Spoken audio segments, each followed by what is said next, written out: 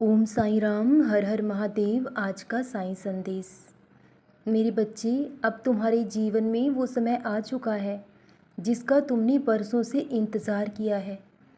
अब तुम्हारे जीवन में बदलाव ज़रूर होगा और अब तुम्हें तुम्हारी मेहनत का, तुम्हारे धैर्य का फल ज़रूर मिलेगा। क्योंकि मैं जानता हूँ तुमने जीवन में बहुत लंबे समय तक संघर्ष किया है, लेकिन तुमने जीवन में कभी हार नहीं मानी। जो हुनर, जो कला तुम्हारे पास है, तुमने दिन रात मेहनत की है, क्योंकि तुम्हें पूरा विश्वास है कि एक दिन तुम ज़रूर नाम कमाओगे। और अब वो समय आ चुका है। तुम्हारे हुनर की पहचान होगी, तुम्हारी कला से तुम्हारा नाम होगा। अब तुम्हारे पास इतना काम होगा कि वक्त कम पड़ जाएगा, लेकिन काम कभी ख़त्म नहीं होगा। जितनी मेहनत कर सकते हो मेहनत करो, क्योंकि अब तुम जितनी चाहे धन कमा सकते हो, क्योंकि माँ लक्ष्मी जी की कृपा तुम पर बरस चुकी है। अब तुम्हारे हुनर को पहचान मिली है, क्योंकि मैं जानता हूँ तुमने बहुत वर्ष इंतज़ार किया है और जीवन में बहुत से समझौते भी दिए हैं। लेकिन अब सब कुछ बदल रहा है और तुम देख भी पा रहे हो कि अब वक्त पहले जैसा नहीं रहा है।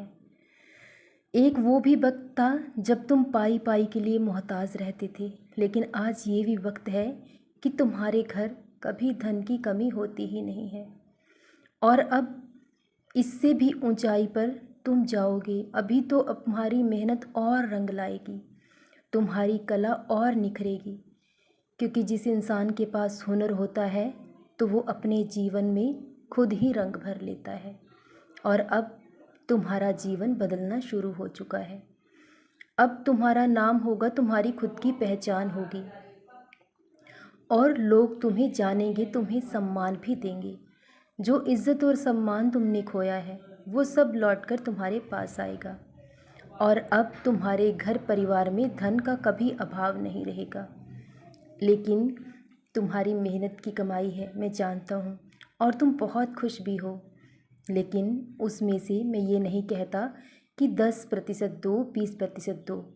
जो तुम्हारी श्रद्धा हो, जितना तुम्हारा मन चाहे, अपनी मेहनत की कमाई से बाबा के नाम के लिए चाहे 1 रुपया ही रखो, लेकिन 1 रुपया निकालो ज़रूर, क्योंकि ये तुम्हारी मेहनत की कमाई है और तुम्हारे बाबा का कुछ ना कुछ तो हक बनता है तुम पर, क्योंकि तुम मेरे बच्चे हो और मैं तुमसे बहुत प्रेम करता हूँ और मैं तुम्हें हमेशा हंसते मुस्कुराते देखना चाहता हूँ।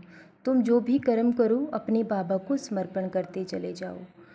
और मैं ये नहीं कहता कि तुम मेरे ही मंदिर आओ, वहीं उस धर्म को अर्पण करो, ऐसा कुछ भी नहीं है। मैं चाहता हूँ कि तुम उस धन से अन्न खरीदो। बहुत सी ऐसी संस्था है, बहुत सी ऐसी जगह है जहाँ दिन रात अन्न की सेवा होती है। तुम अन्न का सामान लेकर वहाँ दान करो, जिससे कि तुम्हारी मेहनत की कमाई से कुछ भूखे लोगों का पेट भर सके।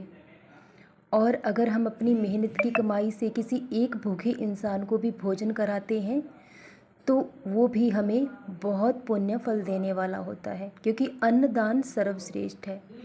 अगर समय नहीं है तो तुम किसी ऐसी जगह पर दान दो जहाँ उसकी ज़रूरत हो, जहाँ भूखों को भोजन कराया जा सके, क्योंकि मैं यही चाहता हूँ कि तुम सबसे ज़्यादा अन्न दान करो, भूखों को भोजन कराओ और कभी कभी वस्त्र भी दान कर दिया करो। तो तुम्हारे जीवन में कभी धन का अभाव नहीं होगा और अब बहुत जल्द सब कुछ बदल जाएगा। मैं ये तो नहीं कहता कि एकदम सब कुछ पलट जाएगा, लेकिन धीरे धीरे सब कुछ बदल जाएगा।